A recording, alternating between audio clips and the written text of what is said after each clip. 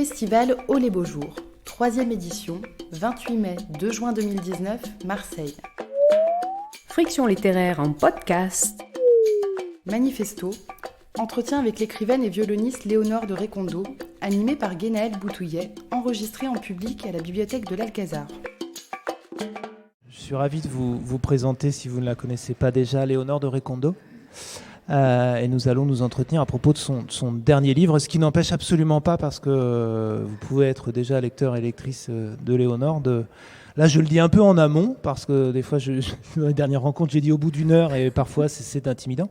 On aura un micro à faire circuler, vous pourrez vous en emparer. N'hésitez pas à fourbir vos questions aussi pour vous adresser à l'auteur. Et donc, on va parler de Manifesto, qui est votre 5e livre chez Sabine Vespizer. Il y en a eu au moins un autre avant Autant qu'il fait, je crois. C'est ça. Et qui est paru en janvier de cette année. Alors, les dénominations, c'est toujours compliqué, parce que le genre roman, ce qui est bien, c'est qu'il est pratique, parce que littérairement, il est très accueillant. Dans roman, on peut mettre beaucoup de choses. Et puis, si on dit récit, on emprisonne les choses dans un récit non fictionnel.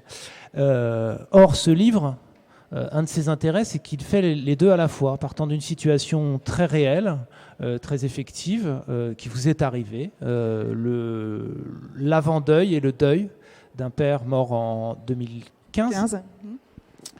Et ça raconte ça. Donc ce pourrait être une oraison. Et puis ça n'est pas que ça, ou alors ça l'est d'une façon tellement étonnante qu'on va pouvoir l'entendre et en parler, puisque délibérément fictionnel.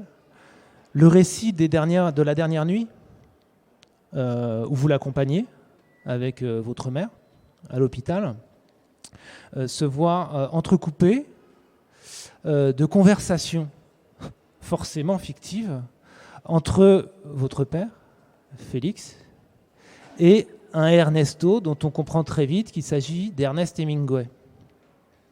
Chose qui est à la fois possible et impossible. C'est-à-dire, vous allez nous dire en quoi ils se sont croisés, mais en même temps, il y a un différent temporel. Ils n'ont pas pu être amis au même moment, avoir vécu les mêmes choses au même moment, puisqu'ils ne sont pas de la même génération. Mais ils se sont croisés.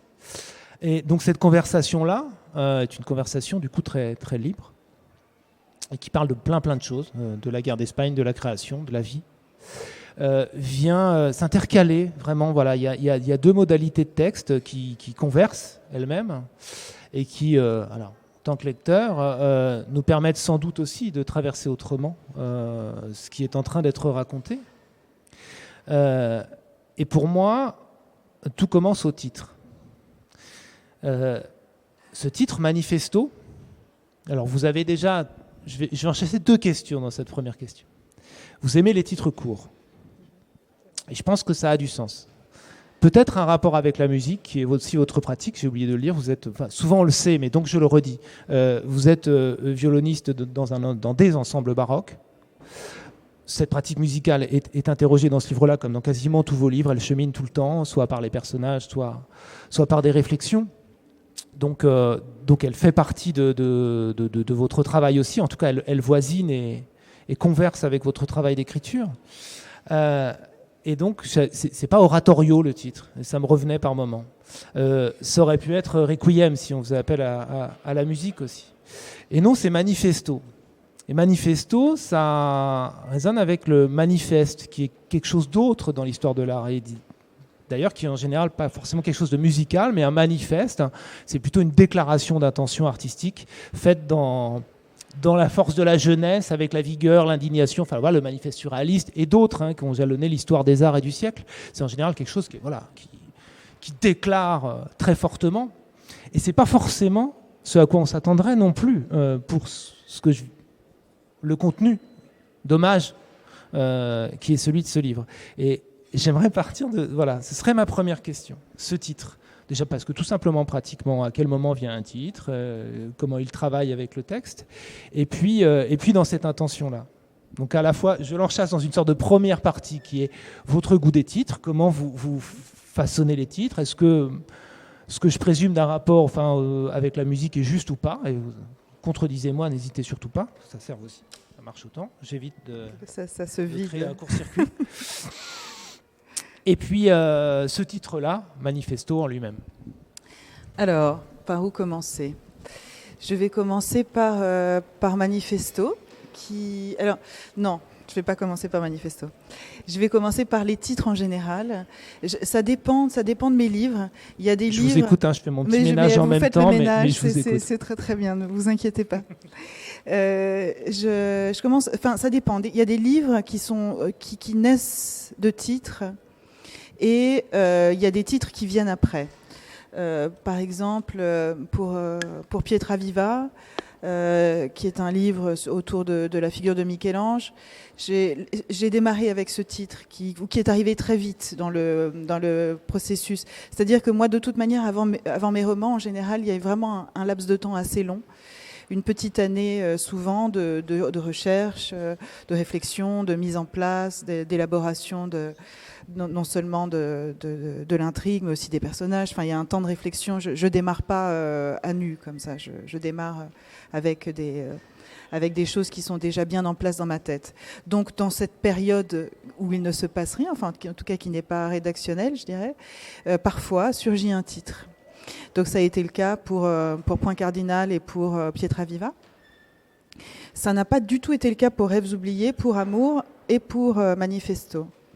Et pour Manifesto, j'avais pas trop d'idées. De toute manière, il y a eu aussi un grand moment de réflexion autour de la forme, mais ça, on en parlera certainement. Mais j'ai fait ce rêve, dont finalement j'ai fait un prologue.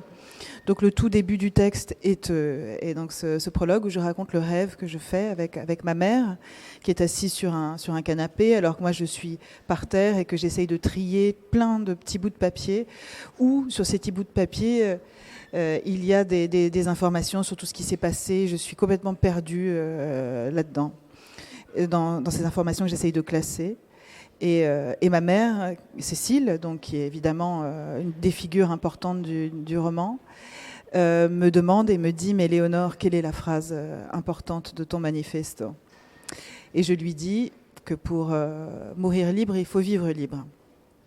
Et je me réveille, enfin, je fais vraiment ce rêve, alors que j'ai commencé l'écriture du texte. Depuis, j'en suis peut-être à la moitié. J'ai passé des mois à me demander comment j'allais l'écrire, quelle forme ça allait prendre, et je suis dans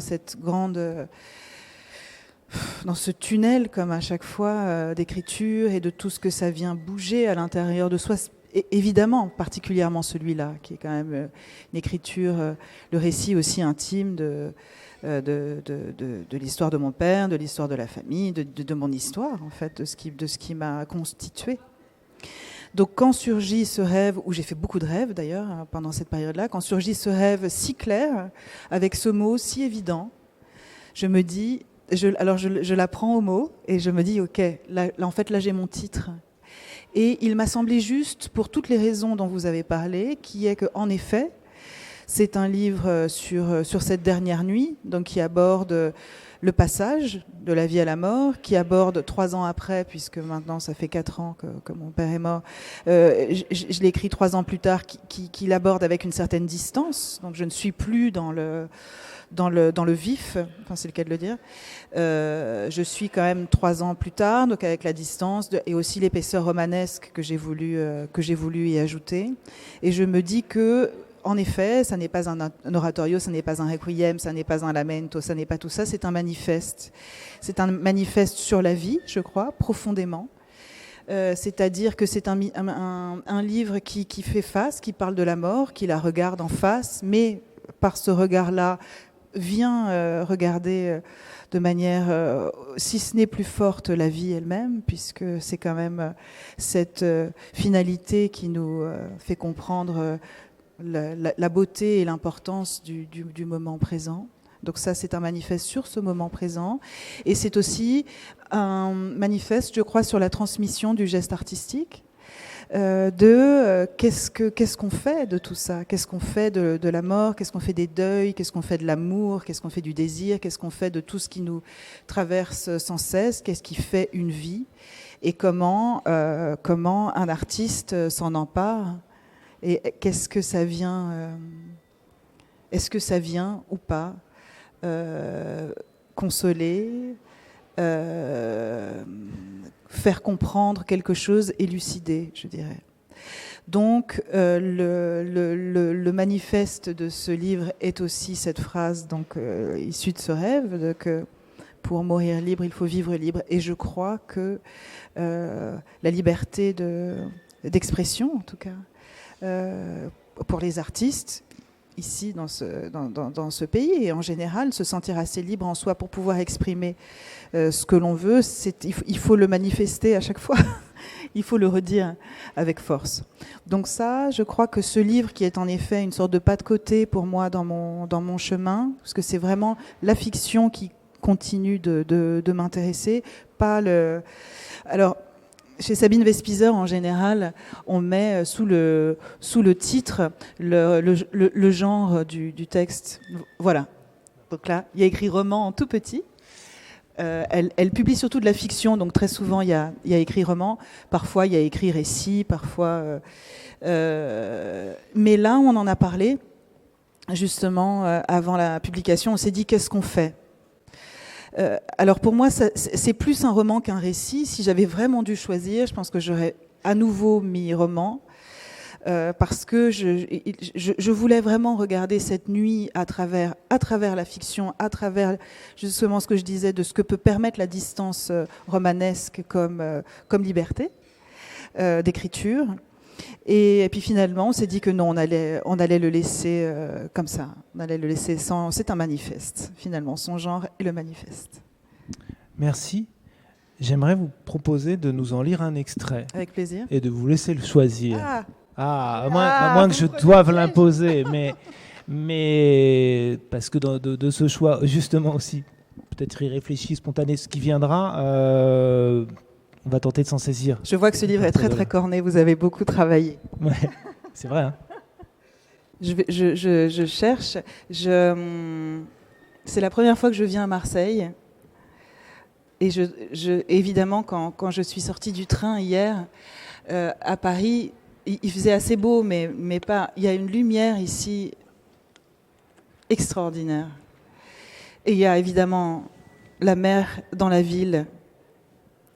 Donc je me dis que je vais vous lire un texte sur une autre mer qui est celle du Pays Basque, qui est l'océan. Donc comme vous le disiez, c'est un livre écrit en alternance. Il y a le récit de la nuit avec Léonore et Cécile et Félix mourant dans la Salpêtrière, et il y a cette conversation entre Félix et Ernesto. Et là, c'est Félix qui parle. Je pars de Paris en début de soirée. J'ai une vingtaine d'années. Je dois rejoindre Amacho à Hendaye. On est en juin. La nuit est courte. Je vais la passer au volant de ma Simca décapotable. J'adore conduire la nuit. J'arriverai au petit matin. Je me garerai sur la plage et j'irai nager. À Paris, l'océan me manque. Sa force, le froid qui me saisit quand je plonge et que je crôle dans les vagues. Longtemps, je n'ai eu qu'un corps, Ernesto.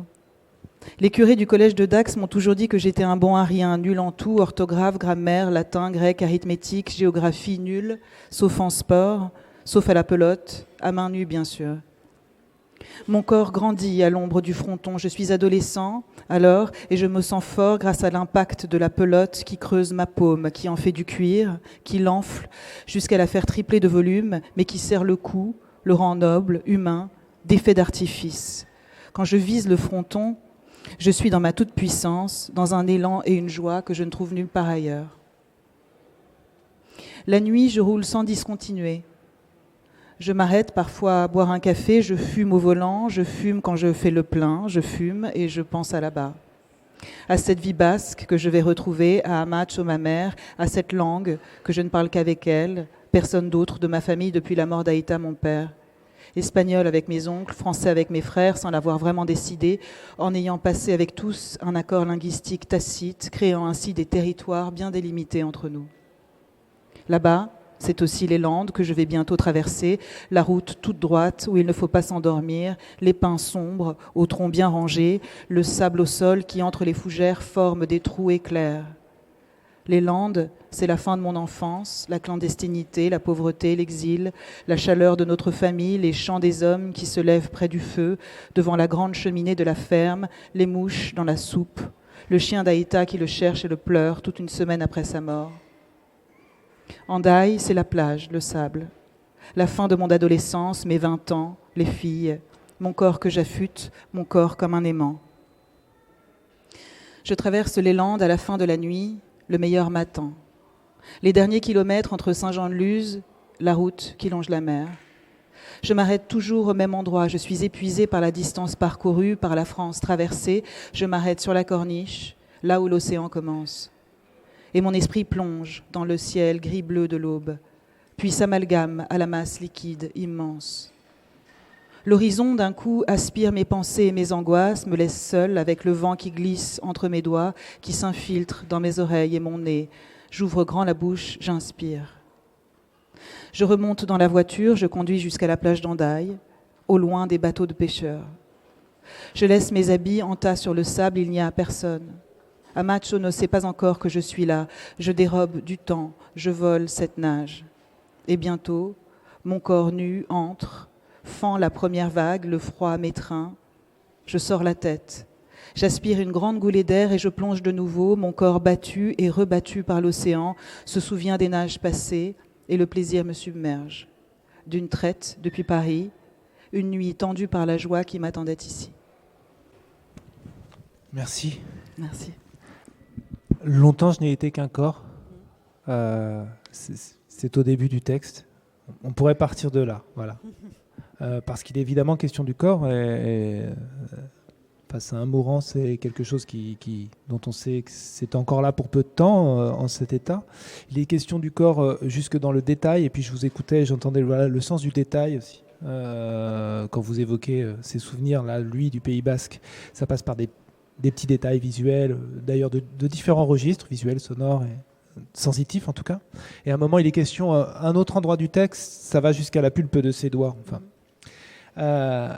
Et le corps vous intéresse, vous l'avez déjà traité de multiples façons dans vos livres, je pense aussi au précédent, où là il y avait une question d'identité. Et du coup, depuis cette phrase-là, longtemps, je n'ai été qu'un corps. Je vous pose deux questions, encore une fois. L'importance du corps dans ce livre-là, par rapport à ce préambule-là, et puis la signification de cette phrase-là pour lui, dans la suite de son existence. Alors, le corps, je sais. Alors, le travail de mon père. Donc, mon père était sculpteur aussi, peintre, et il a beaucoup travaillé autour du corps. C'est-à-dire, il faisait des très grands, des grands formats en général, au moins 1m60 sur 1m20, enfin, où il y avait toujours des personnages. Et ces personnages étaient grandeur nature, souvent. Il a fait aussi des très grands bronzes, pareil, grandeur nature des hommes, souvent. Donc il a fait tout un travail autour du corps qui, évidemment, moi, le connaissant depuis toujours, a été très présent, très familier aussi, je dirais. C'est une grande familiarité avec le corps, sa distorsion, ses possibles, ses changements. Dans la nuit que traversent Félix, Léonore et Cécile dans cette chambre, il y a le corps mourant. Et j'ai voulu en témoigner d'abord pour moi, parce que je pense que l'écrire dans le détail pudique, c'est le retenir dans la mémoire et le retenir dans la vie. Le tracer, c'est le garder vivant. Donc il y avait quelque chose à la fois un peu désespéré et mégalomaniaque dans le fait d'écrire cette nuit et de retenir les détails de ce corps, en sachant qu'il vivrait autrement dans ma mémoire après. Mais que, avec la distance de ce peu d'années, je réussissais peut-être encore. Et de toute manière, dans cette nuit-là, j'ai eu une grande acuité. J'étais très attentive aux détails, à le regarder en sachant que c'était la fin. Le corps m'intéresse aussi parce que, comme vous l'avez dit, je suis violoniste. Donc, évidemment, le travail de la scène, le travail du corps, c'est mon autre travail. Depuis toujours, enfin, j'ai commencé très, très jeune, quand j'avais 5 ans, à jouer du violon. J'ai grandi avec cet instrument. Mon corps est mon instrument, mon instrument d'expression. je me suis j'ai beaucoup travaillé avec lui et contre lui pour essayer de passer tout ce qui est les difficultés techniques, les crispations, pour que le corps soit juste un vecteur, mais libre des émotions et de ce que je voulais interpréter ou dire. Et je crois que quand j'ai commencé d'écrire, ou que je suis en train d'écriture plutôt, il y avait quelque chose de ce même désir, du désir de savoir comment écrire le corps, comment être dans ce corps. C'est pas tellement... Alors évidemment, le corps, ça n'empêche pas l'intelligence des pensées, j'espère, mais ça n'est pas exactement là où je me situe, je crois. Je crois que ce qui m'intéresse dans mes personnages, d'abord, c'est l'incarnation de personnages, de créer, de modeler.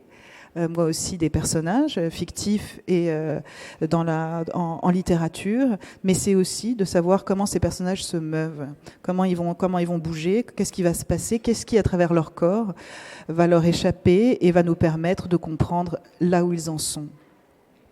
Beaucoup plus qu'une élaboration intellectuelle et qu'un développement intellectuel et littéraire de leur état psychologique, je dirais. Donc le corps, de toute manière, est au cœur de mon travail en général. Et je pense que de ce que je fais, de toute manière, j'y suis depuis le début, là, avec le travail du violon, avec la scène, avec avec une sorte de conscience du corps, que peut-être plus exacerbée en effet que des personnes qui ne sont pas dans ce travail-là, dans cette discipline corporelle. Et mon père, pour revenir au corps de mon père, qui dit « longtemps je n'ai été qu'un corps », c'est aussi parce c'était un grand sportif. Donc il a fait beaucoup de sport. Je pense qu'il était pour lui le fait d'échapper à tout ce qui touchait à la langue, et que dans cet exil, dans cette migration qu'ils ont fait donc du Pays basque espagnol vers la France, parce qu'ils étaient républicains, et donc ils sont restés ensuite en France. Il y avait 3 langues qui circulaient dans la famille, donc le basque, l'espagnol et le français, qui a été une sorte de traumatisme pour lui. Et moi, il m'a toujours dit « je ne t'apprendrai jamais ni le basque ni l'espagnol, c'était l'enfer, toutes ces langues ». Donc il m'a parlé français. Donc j'ai appris l'espagnol de mon côté. J'ai essayé le basque avec la méthode Assimil. J'ai très vite renoncé vu la difficulté de cette langue. Mais il y avait quelque chose là qui, je pense, aussi le dessin. Évidemment, le dessin, le sport sont des territoires où on n'a pas besoin de s'exprimer. On n'a pas besoin d'utiliser la langue. On n'a pas besoin. Puis il est arrivé en France. Il a commencé ses études, comme je dis là. Il était nul à l'école. Il était nul. C'était un cancre. Ça l'intéressait pas du tout. Il voulait juste s'échapper. Et je pense que le corps et le sport sont des échappées où on peut exceller et où on peut se sentir exister, vivant. Il y avait aussi quelque chose de ça. Donc dans ce livre, même si évidemment après à travers son déploiement artistique personnel, il y a quelque chose évidemment d'autre qui est sorti de lui-même que ses capacités sportives, je dirais, ou que les capacités corporelles, je voulais aussi parler de ça, de combien à un certain moment ça a été important pour lui d'exister dans cette enveloppe et d'en faire et de la dépasser peut-être, d'aller plus loin. Et donc Hemingway, c'est pas un hasard non plus. Non. Je repense aux taureaux. Voilà, en feuilletant, je suis retombé sur les taureaux. Les taureaux, Hemingway, une poète que je connais qui comparait souvent Rafael Nadal, qui n'a rien à voir, ou alors à un taureau. Et il y a quelque chose de l'ordre, puisque vous parlez du sport, et ça m'a traversé. Mais j'en viens à Hemingway. En lui-même, pourquoi Hemingway ? Peut-être depuis cette question du corps, la façon dont il a traversé le siècle et dont ses livres ont été traversés par ça. C'est bien, voilà, la guerre, la chasse, cette espèce de dépense-là nécessaire. Première partie, toujours des questions. C'est toujours 2 questions. Ouais. Non, mais ça me permet comme ça, on vous écoute plus. Moi, je fais mes 2 questions. Non, mais parce qu'elles viennent ensemble, en fait. C'est très bien. C'est parfait. Continue. Et parce que Hemingway dit quelque chose à un moment. Enfin, vous lui faites dire quelque chose. Qu'il a besoin d'être loin des lieux pour écrire. Et vous avez parlé de la distance. Là. Et la question de la distance, sur un texte comme celui-là, en plus, elle est très importante. Et elle est très grande, hein. C'est une question dont je ne demande pas une réponse absolue, parce qu'en plus elle est en 2 temps. C'est-à-dire qu'il faut de la distance pour produire un texte comme ça, pour parvenir à ça. Mais est-ce que ça produit une distance aussi par rapport à ce qu'il s'est passé ? Vous voyez ? Oui. Alors, je commence par la distance. Je commence par la dernière question, si vous permettez. La distance, oui, évidemment. Alors, moi, il m'a fallu la distance de quelques années pour pouvoir écrire ce texte. Il m'a fallu aussi la distance de la fiction, c'est-à-dire que je n'ai réussi j'ai su assez vite que j'allais écrire un tombeau pour mon père et que je voulais qu'il se soit un manifeste de beauté et de générosité artistique, parce que c'est ce qu'il m'a transmis. C'est de ça dont je voulais parler. Je l'ai su très vite. J'ai aussi su assez vite que je voulais que ce soit dans la traversée de cette nuit-là. J'ai commencé plusieurs fois. Ça m'est jamais arrivé de commencer autant un roman et de arrêter tout de suite, plusieurs fois. Je me cognais, en fait. Il n'y a pas d'autre mot. Je me cognais au réel. Je me cognais à mon incapacité de m'arracher à ce réel pour pouvoir écrire. Je voulais surtout pas que ce soit un roman exutoire. Je voulais surtout pas que ce soit un roman sur j'ai perdu mon papa, c'est terrible, etc. Ça, surtout pas. Je voulais écrire sur l'homme et sur l'artiste.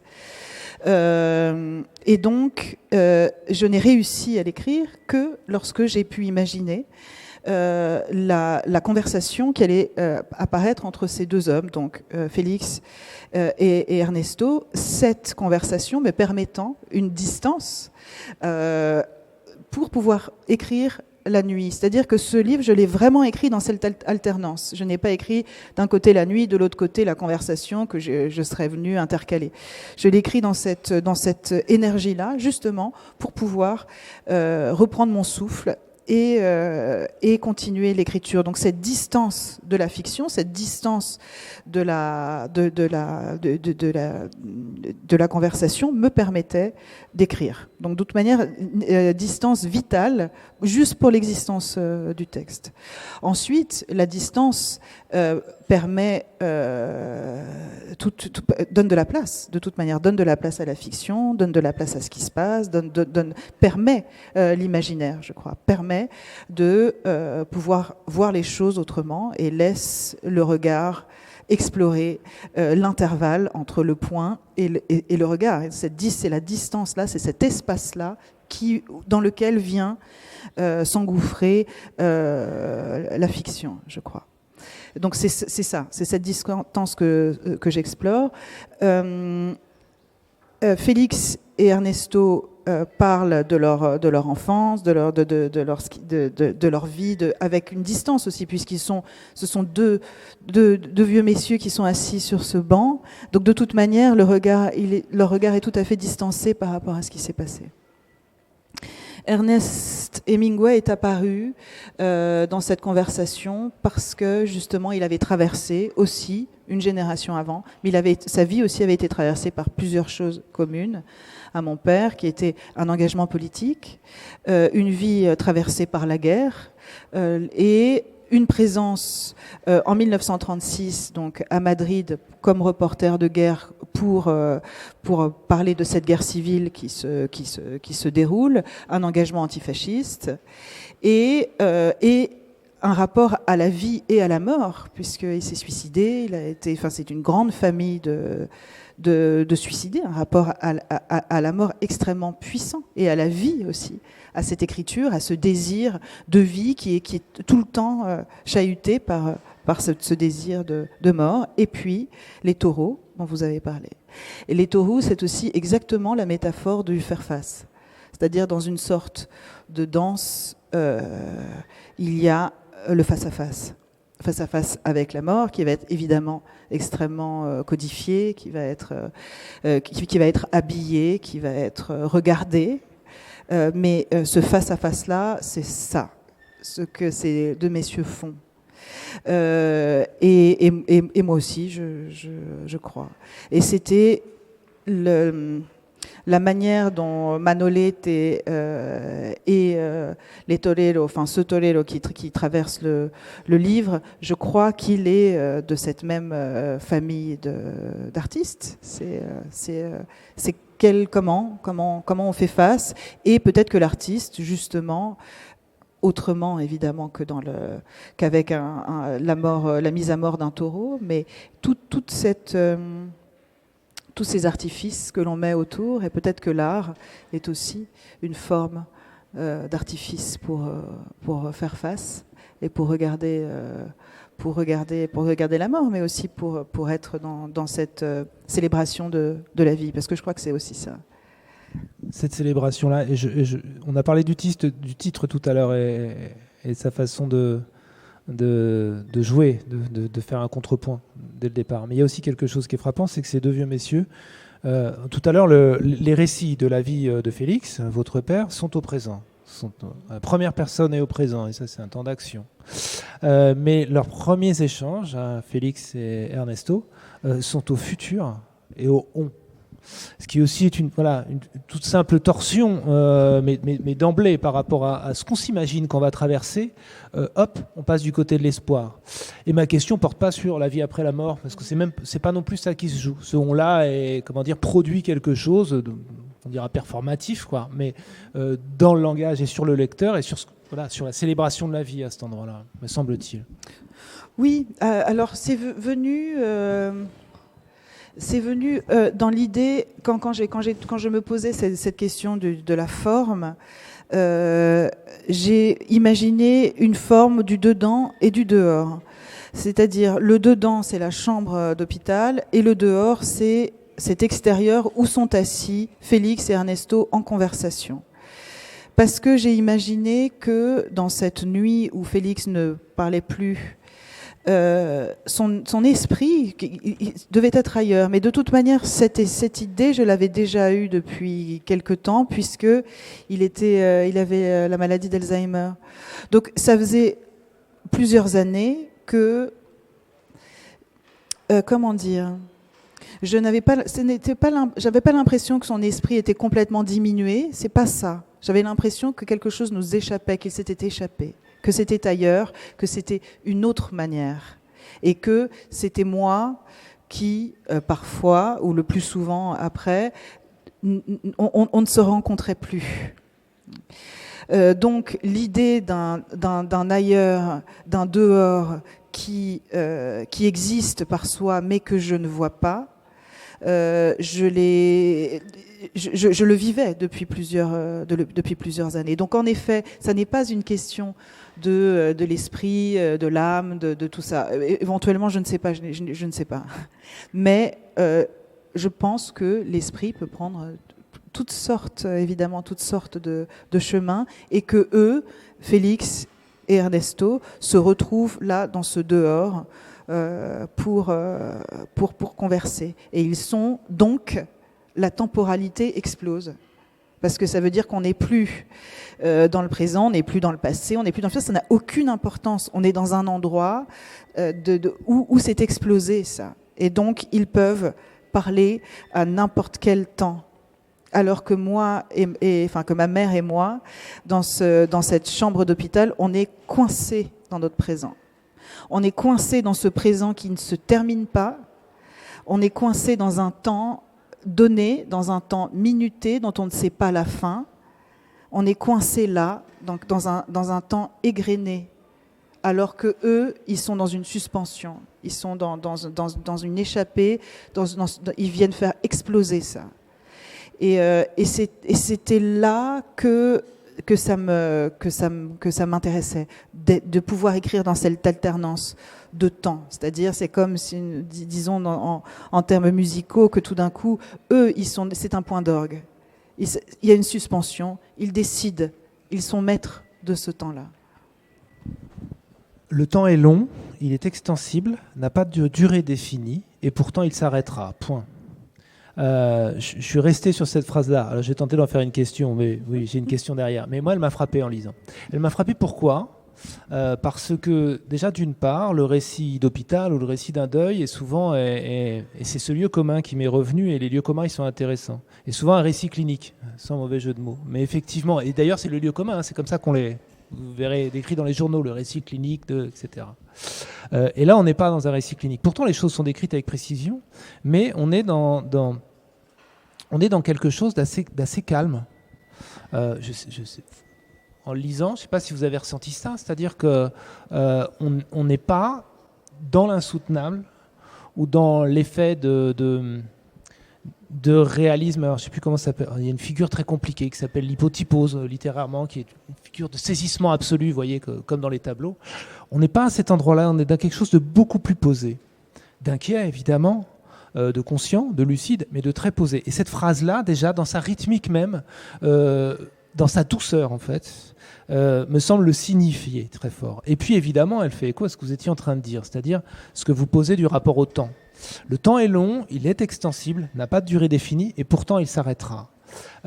Tout ce savoir concentré à ce moment-là de l'expérience. Point d'interrogation.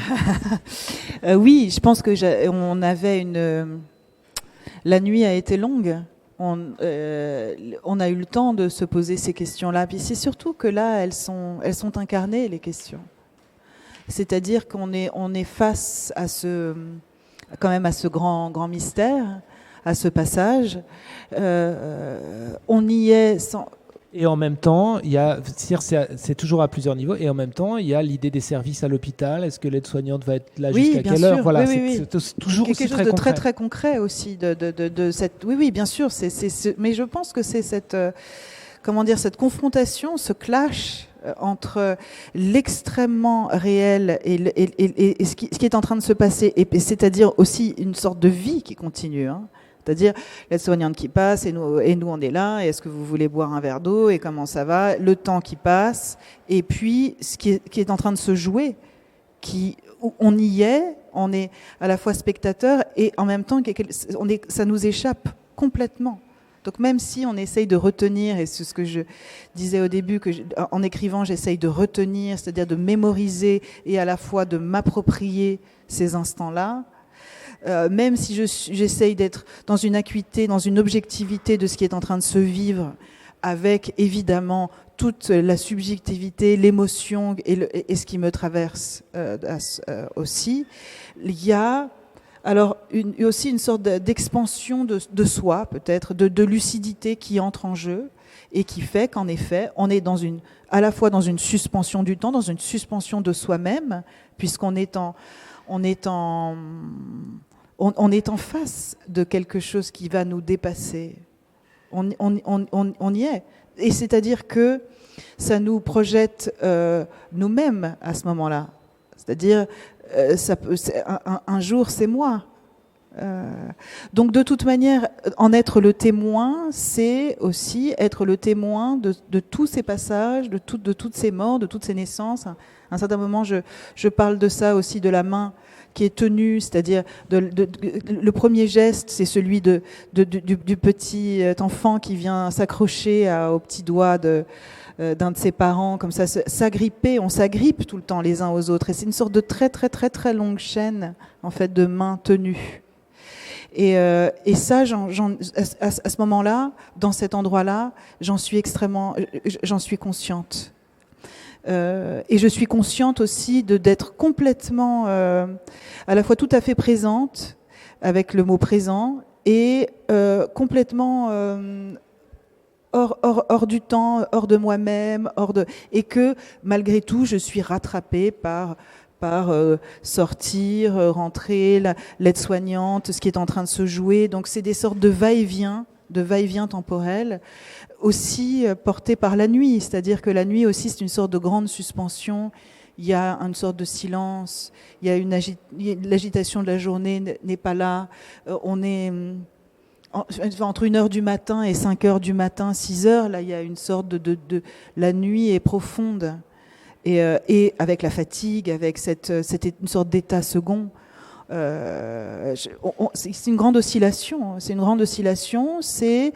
non seulement, c'est une sorte de, je dirais, une sorte de tout petit ancrage où on est dans un présent qui, une dernière fois, vient nous balancer tout le passé et le vide du futur. C'est-à-dire, là, cet instant-là, beaucoup de choses se jouent, évidemment, de nous-mêmes, du lien, de l'autre. Et cette temporalité élastique, elle est elle était tout à fait présente. Mais de toute manière, toutes ces minutes qui passent là, enfin, il y a des minutes qui sont beaucoup plus longues que d'autres, comme on le sait. Donc la sensation, l'émotion du temps, elle est tout à fait variable des journées, des gens, de ce qui se passe. Donc ça, de toute manière, on est dans ce ressenti-là de manière quotidienne. Et là, il y a quelque chose évidemment de beaucoup plus dramatique, je dirais, qui se joue dans une nuit comme celle-là. Vous avez parlé du fil, vous avez parlé de toute l'histoire qui revient, et aussi de toutes les morts. Et il y a d'autres morts dans le livre qui sont extrêmement frappantes pour le lecteur. Il faut les raconter un peu, parce qu'elles font partie de l'expérience, et puis qu'autre chose s'y joue aussi, ce sont celles de 3 demi-frères et sœurs, si je refais bien la généalogie. Morts violentes, dramatiques, et dont on imagine, mais du coup ça reste aussi à distance, une distance pudique, dont on imagine à quel point elles ont dû être dévastatrices pour Félix. Oui, c'est-à-dire quand je me suis décidée d'écrire ce livre sur lui, il était évident que je n'allais pas passer à côté. Si je voulais faire un portrait de lui, de l'homme, de l'artiste, du père, je ne pouvais évidemment pas ne pas parler de la mort de ses enfants, donc mes demi-frères et sœurs, qui à contrario de sa mort à lui, qui est quand même accompagné, qui est à un âge certain, qui est une belle mort, la mort de ses enfants qui avaient 30 ans a été vraiment elles ont toutes été d'une violence extrême. En effet, d'abord parce que c'est un âge où on ne doit pas mourir. Et puis parce que c'était la drogue, le sida, des suicides. C'était une sorte de noirceur très profonde sur un laps de temps assez court. Donc il y a eu une sorte de tunnel dans lequel il est entré. Enfin, c'est pas un tunnel, c'est un puits profond. Et cette tristesse accompagnée de la lucidité qui était là aussi sur la vie, sur les autres, évidemment l'ont métamorphosé. C'était un autre homme. Il a survécu. Moi, j'ai pensé qu'il ne survivrait pas, mais il a survécu parce qu'il avait une très très grande force. Aussi, je pense, porté par le désir d'être là pour ma mère et pour moi. Mais ça a été des années terribles. Enfin, évidemment, pour moi aussi, ces deuils-là me constituent. Donc, j'ai voulu... Alors, écrire sur eux, c'est aussi les retenir. C'est aussi parler de cet amour, évidemment, qui était là. Leur rendre hommage et le faire aussi en disant les choses telles qu'elles étaient, c'est-à-dire c'était triste, c'était dur. Et pour moi, j'étais adolescente, c'était un moment où j'ai eu une enfance très heureuse, j'étais très aimée, tout était si lumineux. Et on a éteint la lumière tout d'un coup. Il y avait plus vraiment, on est rentré dans une zone très très obscure. Et je pense que depuis, je cherche la lumière de manière avide. Et ce livre est certainement mon travail et celle que je suis c'est cette quête. Cette quête m'incarne. Donc à la fois dans un grand désir d'émancipation en général, de quête de liberté pour se détacher, pour se défaire de cette masse obscure. Et parce que je crois que aussi, à travers l'art, mais à travers une forme de générosité humaine, on peut dépasser, on peut donner à voir autre chose, et on peut en faire quelque chose. Parce que la question, c'est quand même le faire. Et ne pas être que dans le fait de subir. Et après, qu'est-ce que je fais avec ça ? Enfin, moi, je me suis posé cette question, mais qu'est-ce que j'en fais exactement ? Et j'écris. Toujours manifesto et pas lamento. Et il y a une scène qui me revient, qui m'est restée, qui me reste, alors qui est une scène sans doute vécue, mais évidemment il y a un choix de scène, et il y a quelque chose qui se passe de cet ordre-là, qui me semble, encore une fois, faire lien. C'est vous allez sur une de leurs tombes avec votre enfant, et vous vous allongez sur la tombe, et là, encore une fois, il y a un truc du corps, il y a quelque chose, on peut être retenu tout simplement par ce qu'est une tombe et par... voilà. Non, il y avait quasiment, pas une érotique, mais quand même, il y a quelque chose de l'ordre de la sensualité à cet endroit-là. Vous vous allongez sur la tombe et vous regardez le ciel. Donc, vous avez parlé de la lumière, le corps, la lumière, le ciel et la passation. Enfin, cette scène-là est très très forte. Enfin, le fait de la retenir, il y a quelque chose d'élégiaque à cet endroit-là. Oui, en effet, je suis allée sur la tombe de mon frère 15 ans après, à peu près. 15 ans après sa mort, donc après avoir passé beaucoup de temps avec une image assez dure. C'était le dernier à mourir, il s'est suicidé, donc c'était terrible. Et il est enterré dans un petit village des Cévennes. Et quand je suis allée, j'avais donc mon fils était avec moi, il était tout petit, il devait avoir 3 ans. Et quand je suis entrée, à côté d'une petite église, dans ce tout petit cimetière, c'était magnifique. Il y avait une lumière extraordinaire, il y avait la nature, c'était au milieu des Cévennes, il y avait, je sais pas, j'ai eu beaucoup de chance, c'était une très belle journée. Et ça a complètement changé, en fait, ma vision. Je me suis dit, mais c'est un bel endroit, en fait, pour être. Quel bel endroit.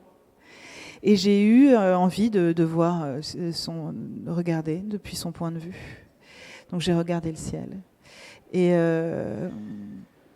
donc, c'est-à-dire, je voulais que cette lumière-là soit présente dans le livre, parce que c'est cette lumière-là qui m'habite aussi. Et c'est cette lumière qui me pousse, qui me donne de l'énergie, qui me rend vivante, qui me donne le désir d'être, le désir d'écrire, de jouer du violon. Tout ça, ça m'a donné beaucoup, beaucoup, beaucoup de force. Et c'est ça, en effet, c'est un manifeste sur cette force, sur les possibles, et que la mort nous accompagne, on la voit plus ou moins, on la rencontre plus ou moins dans son chemin. Chacun a sa vie, chacun fait comme il peut. C'est pas du tout, c'est pas du tout un guide, c'est pas du tout ça.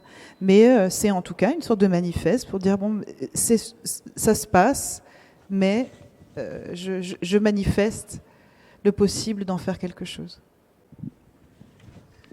Littéralement, à un moment, Guernica, c'est un arbre. Pour moi, Guernica, c'est l'arbre.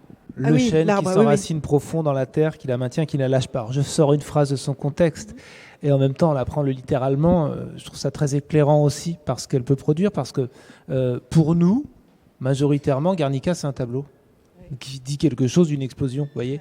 Pour moi, Guernica, c'est là, avec l'orthographe basque en plus. Pour moi, Guernica, c'est l'arbre. Et là aussi, il y a une sorte de réappropriation par le vivant, enfin, d'un symbole morbide, enfin, de ce que c'est devenu via le tableau de Picasso, aussi vivant a été Picasso. C'est pas qu'on l'inverse, c'est quand même on l'élève vers le haut. Oui, puis l'arbre est resté. Cet arbre qui en effet est à Guernica et qui est un endroit important de la ville où on vient prêter serment devant l'arbre. L'arbre est un point d'ancrage fort dans l'imaginaire et dans les consciences. Et cet arbre a survécu. Donc, en effet, pour nous, Guernica, mais pour moi aussi, évidemment, c'est le bombardement, c'est le début d'une histoire terrible, c'est le début des grands bombardements nazis. Et c'est ce tableau que fait Picasso et qui nous permet de nous souvenir de ce carnage. Mais c'est aussi, et aujourd'hui encore, il y a l'arbre. C'est aussi, les arbres. Moi, j'aime beaucoup les arbres. Je ne sais pas si vous aimez les arbres. Il y a quelque chose là qui s'enracine. On ne voit pas qu'il y a autant de l'arbre en dessous qu'au-dessus. Et puis, une sorte de patience l'hiver. Et puis, il y a une sorte de joie le printemps quand ça revient. Et ça nous force à regarder le ciel aussi. Donc oui, Guernica, et c'est aussi une manière, en parlant du berger, de parler de ce territoire basque, de cette culture basque, de cette langue basque qui, moi, qui ne m'a pas vraiment été transmise. Bon, j'ai le prénom et le nom que j'ai, donc ça se lie un peu. Je ne parle pas le basque, comme je disais. Mon père, qui n'est jamais retourné en Espagne, puisque jusqu'à la mort de Franco, personne n'y est retourné, a fait sa vie en France. Mais il y avait quelque chose en lui, évidemment, de ça, puisqu'il était entièrement né de parents basques et sur ce territoire-là. Donc il y avait quelque chose qui était en lui, qui l'habitait complètement. Moi, on m'en a transmis des bribes, c'est-à-dire surtout des souvenirs. Et je me suis dit à sa mort, mais alors, qu'est-ce que je fais de ce territoire ? C'est-à-dire à partir du moment où lui n'en parle plus, ça n'existe plus. Donc je crois que ce livre est aussi une tentative d'investir, d'envahir, j'allais dire, cette place-là, ce paysage basque qui existe en moi d'une certaine manière et que je transmets à nouveau en l'écrivant, même si je peux pas, je ne me dis pas aujourd'hui que je vais aller vivre là-bas. J'adore le Pays Basque, c'est magnifique, l'océan, la montagne, enfin ce que vous connaissez peut-être, c'est vraiment, et puis c'est une langue, c'est vraiment des gens très, très, très forts. Mais je me sens pas, je me sens pas maintenant le devoir d'y aller ou le devoir de retransmettre quelque chose. Ça, c'est pas ça. Et je crois que c'est plus la mémoire de paysages, les paysages qu'on a en soi. Je vous ai dit qu'il y avait un micro pour vous et que j'allais pas monopoliser. Donc vous pouvez, quand vous voulez. J'ai des questions, j'en ai encore d'autres, mais je ne vais pas m'arroger ce pouvoir. Vous pouvez être intimidé aussi, on a aussi le droit. Non, mais... vous n'êtes pas intimidé. Hop, ici, le micro. Qu'est-ce que vous vous sentez de plus, musicienne ou auteur ? Alors, parlons de l'identité. Alors, écoutez, je vais vous dire très concrètement. Donc je suis violoniste toujours. J'ai fait 20 ans de carrière, de tournée, tout ça. Quand on me demandait « Qu'est-ce que tu fais ?», je disais « Je suis violoniste ». Et puis j'ai commencé de publier, mais c'était très inattendu pour moi, le fait d'écrire. Enfin non, j'ai toujours écrit, mais le fait d'être publié, et puis finalement d'une certaine forme de succès, c'était complètement très très très inattendu. Et donc j'ai mis un peu de temps à comprendre que en fait j'écrivais. Alors quand on me demandait qu'est-ce que tu fais, alors je disais je suis violoniste et puis j'écris un peu. Bon. Et puis après j'ai dit je suis violoniste et écrivaine, donc là ça commençait à... Et maintenant, quand on me demande, je dis que je suis écrivaine et violoniste. Pour le dire comme c'est, puisque finalement c'est comment, quand on pose la question de qui on est, on affirme quelque chose. Alors là aussi, d'une manière très concrète, la vie que je n'imaginais pas, la vie d'écrivain, c'est aussi se déplacer, comme aujourd'hui. C'est quand un livre sort, en faire la promotion, aller dans des librairies. Je me suis beaucoup déplacée. Sabine Vespizer est une femme qui, donc une maison d'édition indépendante, très belle maison d'édition, qui travaille vraiment de manière très très rapprochée avec les libraires. Donc elle va beaucoup voir les libraires et ses auteurs, dont moi, on se déplace beaucoup. Donc j'ai publié un livre en 2015 qui s'appelle Amour, qui a eu des prix, etc. Il y a eu une sorte d'emballement, disons, où je pense que je suis allée dans 60 librairies. Donc vous imaginez 60 déplacements plus la promotion, c'était 6 mois en fait. Donc à partir du moment où il y a eu un tel emploi du temps, je dirais, évidemment, j'ai réduit mes concerts. Et comme donc maintenant, je dirais que mon activité est 70% d'écriture et je continue les tournées. En fait, je pensais pas que j'allais voyager autant avec les livres, mais c'est un peu comme la musique.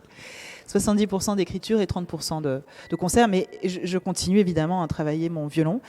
C'est pour moi, ça me constitue cet instrument. Donc, ouais. Ce qui était extraordinaire la première fois que j'ai lu Rêves oubliés,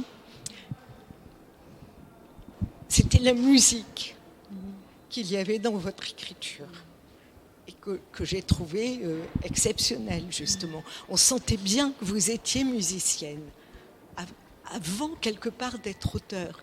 C'est pour ça que je vous posais la question. Oui. Écoutez, merci pour le compliment. Certainement, alors c'est toujours un peu difficile le questionnement de la musique dans mon écriture et inversement, parce que étant moi l'objet de cette question, j'ai pas là pour le coup pas assez de distance pour pouvoir vous répondre. Mais évidemment, je pense qu'il y a des notions communes et même un vocabulaire commun qui sont le phrasé, le rythme, l'harmonie, le silence.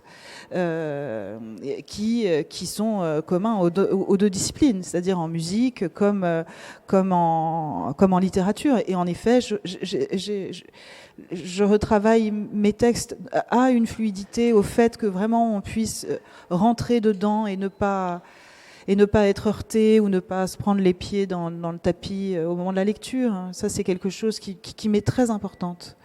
Donc, oui, certainement, cette notion-là de phraser, elle est dans mon écriture, même si c'est un travail qui c'est pas inconscient, mais ça me semble très très important, sans pouvoir vraiment dire que c'est parce que je suis violoniste que j'écris comme ça.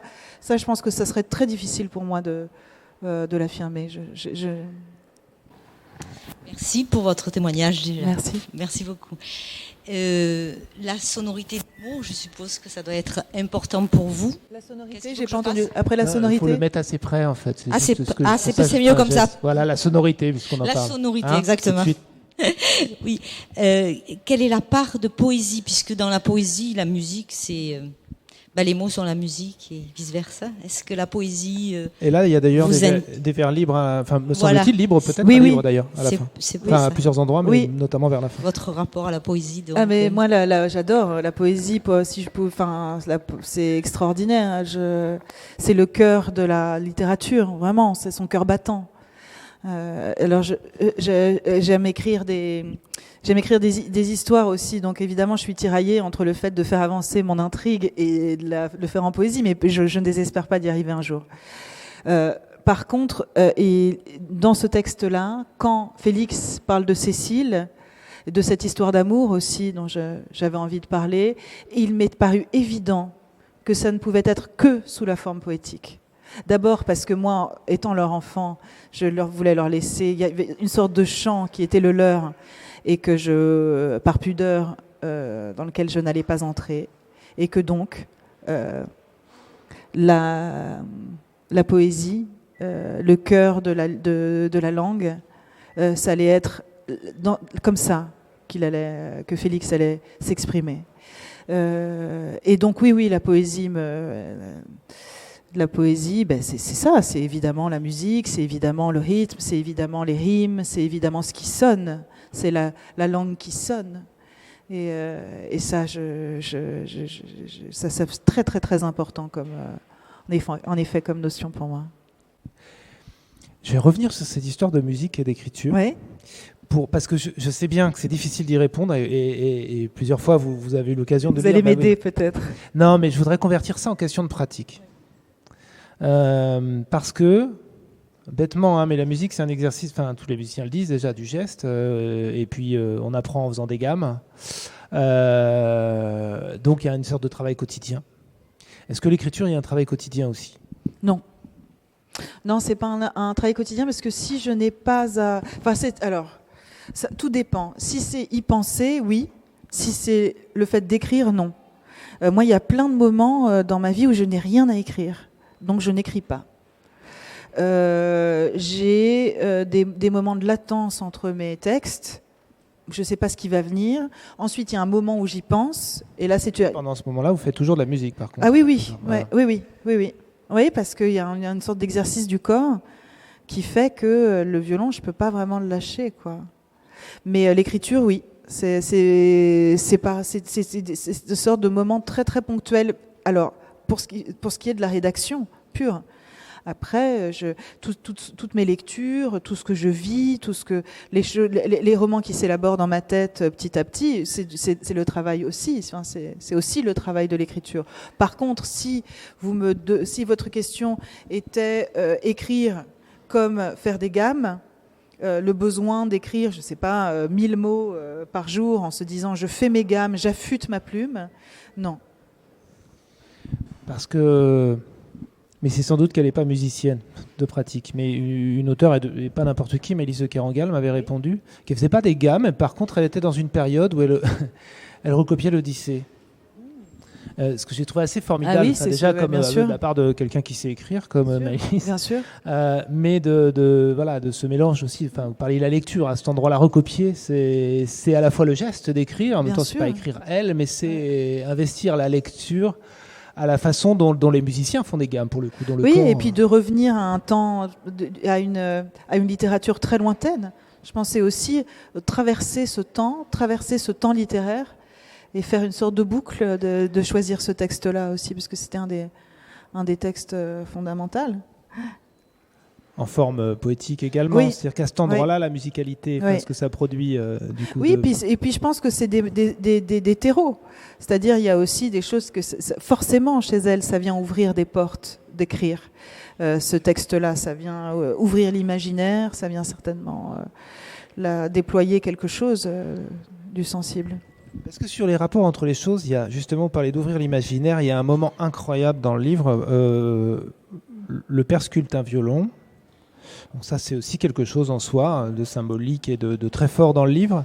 Mais c'est pas ça que j'allais vous dire. C'est depuis le violon, la réflexion autour de ce violon qu'il fabrique.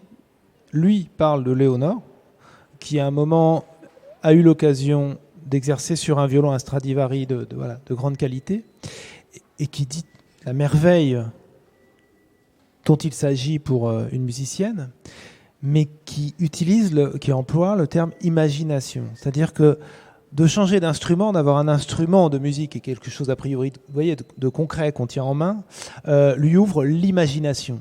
Ce qui est quelque chose que je trouve très intéressant à questionner, d'autant plus quand on n'est pas musicien, parce que là aussi il y a un déplacement de registre en fait. On n'imagine pas que dans la pratique musicale, on investisse autant d'imagination. Si, on imagine un son. Mais c'est vrai, mon professeur de l'époque avait un très très bel instrument. C'est-à-dire, quand on a son instrument à soi, moi je parle du violon, mais c'est pareil pour tous les instruments. Quand on a moi mon violon, je le connais bien, mon violon, j'ai choisi mon violon. Pourquoi je l'ai choisi ? Parce qu'il a un tel son, parce que j'aime cet instrument. Donc déjà, il faut choisir son violon. Donc je choisis mon violon pour toutes ces raisons. Mais ce violon a ses limites. Ce violon a ses limites. Je ne m'en rends pas compte. Mais même si je m'exerce à repousser les miennes et donc les siennes, pour que ensemble nous créions un son. Alors là, je parle juste du son, je ne parle pas des difficultés techniques, mais que nous créions un son ensemble qui soit particulier, qui soit celui que j'ai dans ma tête. De toute manière, un violon, on le passe d'un violoniste à l'autre, il n'a pas le même son.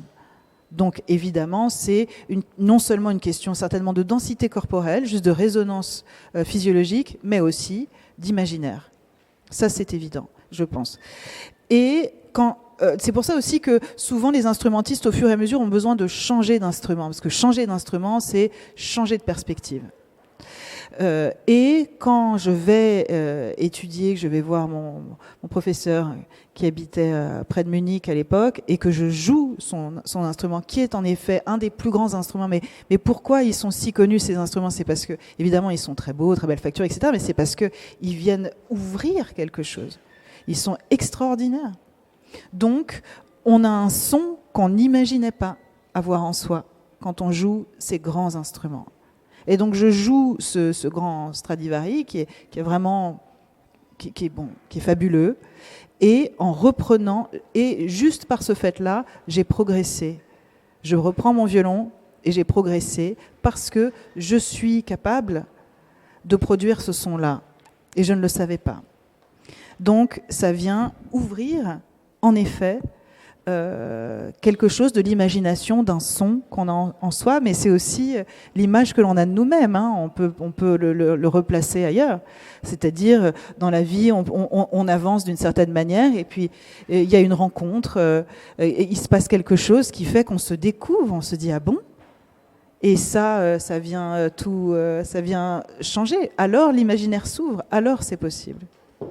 Donc, c'est quelque chose à la fois de très concret, l'expérience sonore, parce qu'elle est tout à fait concrète, et en même temps, ça vient ouvrir là des possibles qui restent. Donc même si j'ai rendu avec beaucoup de désespoir et de tristesse ce magnifique violon à mon professeur, en repartant avec le mien, et d'autres choses étaient possibles, parce que je ne m'étais jamais entendue avec ce son-là. Merci. Peut-être avez-vous encore des questions ? Parce qu'on a toujours un micro. Madame, alors du coup, le micro, à chaque fois, on fait voyager.